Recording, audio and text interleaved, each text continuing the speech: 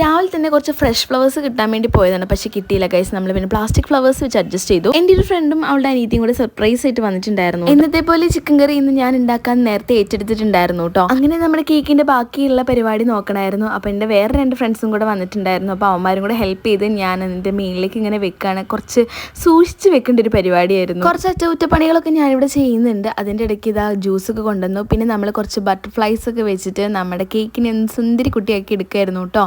എന്തിനാണ് ഈ കേക്ക് എന്ന് സത്യം പറഞ്ഞാൽ ഞാൻ പറയാൻ മറന്നുപോയതാണ്. നമ്മുടെ അനുമോളുടെ ബർത്ത്ഡേ ആയിരുന്നു. അപ്പം നമ്മൾ വിചാരിച്ചു ഞാനൊരു കേക്കൊക്കെ ഉണ്ടാക്കി ഒത്തിരി ഗ്രാൻഡൊന്നും അല്ല, ചെറുതായിട്ട് നമ്മളൊന്ന് ആഘോഷിച്ചു. നമ്മുടെ വീട്ടിൽ ആരുടെയെങ്കിലുമൊക്കെ ബർത്ത്ഡേക്ക് ഇങ്ങനെ കേക്കൊക്കെ ഉണ്ടാക്കാൻ പറ്റുന്നതിന് നമ്മുടെ ഒരു ഹാപ്പിനെസ് ആണല്ലോ.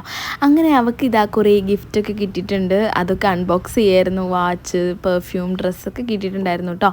അതിന് എല്ലാവരും ഫുഡൊക്കെ കഴിച്ച് ഈവനിങ് ആയപ്പോഴേക്കും നമുക്ക് വേറൊരു പരിപാടി ഉണ്ടായിരുന്നു. അവിടെ നിന്നായിരുന്നു കേട്ടോ ഫുഡൊക്കെ. ഇത് അപ്പൂൻ്റെ ഒരു ഫ്രണ്ടാണ് കേട്ടോ. അപ്പം അത്രയേ ഉള്ളൂ, ബായ്.